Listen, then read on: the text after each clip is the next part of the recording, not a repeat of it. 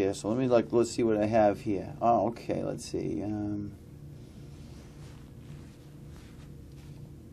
Here's a good one for you. This is for the town of Milton, so we might as well share this. Parisa, describe one thing about yourself that most people would probably never discover or believe unless you told them. This is behind the faces. We got to get down to the nitty-gritty here. Well, I caught her off guard on that one. They wouldn't discover or believe.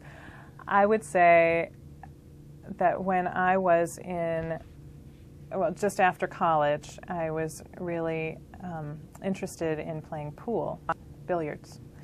And I was on a ladies 9-ball team in Albuquerque, New Mexico, and very much enjoyed it. Yes. Wow. We must start a billiard team in Milton. My neighbor has an old billiard table in the basement. We might have to get a league going. And you could be like that secret weapon. Oh, okay. Well, speaking of that, you've done some travel, and you've seen a lot of the world that a lot of people may not have seen, that have lived maybe just in Milton most of their lives. I mean, some people live sheltered lives as far as travel goes. Tell us a little bit about some of the places you've been that has helped you develop become who you are today in the world. Well, the early part of my life was spent in Iran. My father's Iranian and my mother is American, and we lived there until the Iranian Revolution, the Islamic Revolution in 1979. And that's probably the most formative experience of being in another part of the world for me, especially the experience of having been in Iran and then being in the United States at a time when the two nations were in conflict. And sounds similar to today, doesn't it? Things come around again, don't they? That experience of knowing that I had both cultures in me and that both cultures were important parts of who I was, and knowing that the two cultures were in conflict, I think has probably been the most definitive in terms of who I've become in the world. That I am always looking for the ways that maybe the way that things seem on the surface is not the only way things are, and the way that we might want to interpret things might need to be questioned from another perspective.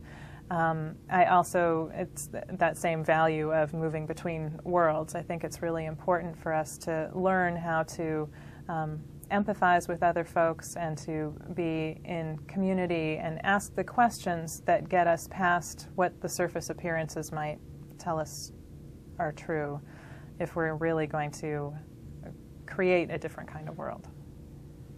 Very nice, very nice. Well, Parisa, what vision do you have for Milton and the greater world? You're here. What's your vision? What do you bring into Milton and of course to the greater world community? What would you say? What is your vision? You're going to be here? You're so young, you could be, some of those men on the wall, were here 30 years. You could be here 60 years. Do you understand that? That's a long time. So what do you think? I think my hope and my prayer for us would be that we learn how to be in authentic community together.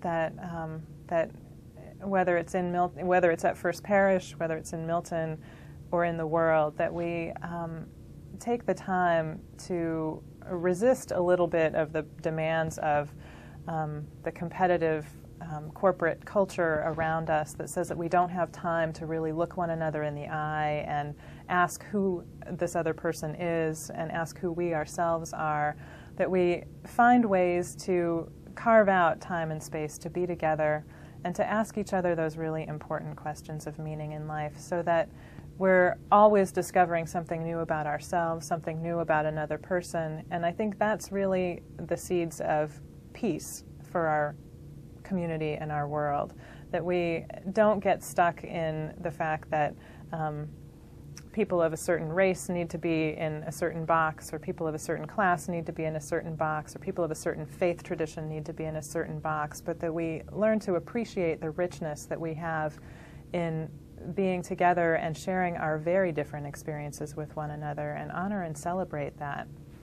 So I really pray that we find new ways to do that all the time, that we find ways to be with each other even when we disappoint each other. I think that that's one of, everybody can really get behind, let's all hold hands and be in community when things are good and nobody's disappointed anyone. But if you're going to really get to that depth of community, you're going to disappoint each other, and people are going to get angry, and things are going to be difficult. And I think that really finding ways to keep faith with each other through that difficulty is how we discover what new thing might be on the other side. Just like a family. Yeah. Now, Parisa, to stay informed, what do you do? What do you read, or how do you stay informed of world events and try to keep that questioning spirit alive so that you're reading not just what's being written, but you're reading between the lines and trying to understand better? So what do you stay in shape mentally, I guess would be the question. What do you do for mental gymnastics? Well, I read the newspaper. I read a lot of magazines, and now, thanks to the internet, do a lot of skimming around for, different tidbits of information. I like to keep myself informed of what's happening in sort of more progressive spiritual circles of many different faith traditions, and so I try to keep track of, what's happening in Islamic communities, what's happening in the liberal Jewish community, what's happening in the liberal Christian community. But I also really like to spend a lot of time just really listening to what's happening in our community, being with people and hearing what their concerns are. I think that in some ways I can feel really oversaturated with trying to take in every bit of current news, and there's a certain way in which that very current news, it can be distracting from what the more powerful undercurrents are. And so I also like to remind myself that just being with people is the most important news that we can get. Any advice to our viewers on how they could maybe settle down a little bit and cut through some of the noise of life, and any recommendations or meditation or things that you found that you've done that might help our viewers at home to maybe just get a better grasp of what's happening in the world and in their community? I find that just taking, even 10 minutes a day to be quiet and really allow oneself to come into one's body and feel what's going on can be a tremendous help to gaining perspective, starting to prioritize what's going on. It's so easy to get just pulled into the tumble of things, and especially when we're raising children and working jobs that are demanding, we're really full of a lot of stuff, and just to allow a moment for us to feel ourselves in our bodies and take a breath and let ourselves feel where we're connected with something larger than ourselves is really critical to survival, I think. Well, Parisa, thank you so much. Is there anything else you'd like to say to the viewers before we finish up this first Faces Behind the Faces of Milton segment of Talk of the Town? Well, I would just say that anyone is welcome to come to First Parish at any time, and I'm really grateful to be in conversation with anyone who has further questions about anything I've said. Is there a website that your church has? Yes, it's Well, go ahead, put a plug in. fpmilton.org. FP is in First Parish, Milton.org. Excellent. And what I'll do, folks, and I'll take a couple of pictures. This is a Sunday morning before service, so I'll take a few clips of you in service today, and we'll show that to the viewers. You'll see that coming up next. Stay tuned, folks. Don't turn that channel, because we have the movie reviewer Eileen Mark, and she's just unbelievable this week. She's reviewing The Queen. She's reviewing Aragon. She's Pan's Labyrinth.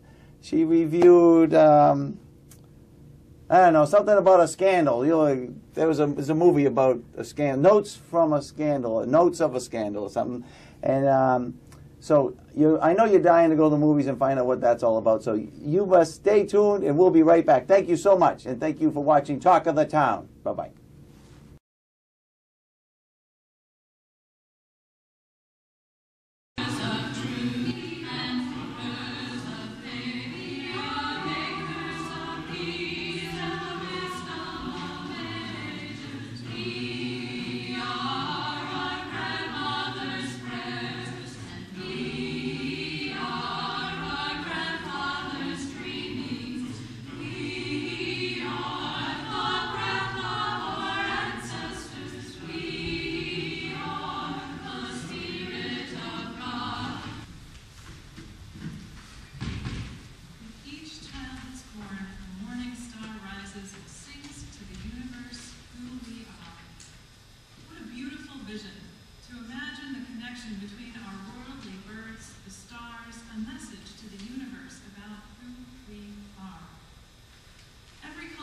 acknowledges the sacred and infinite present at the time of birth, and the notion that our children connect us with something universal, something that speaks to us of the very meaning of our existence.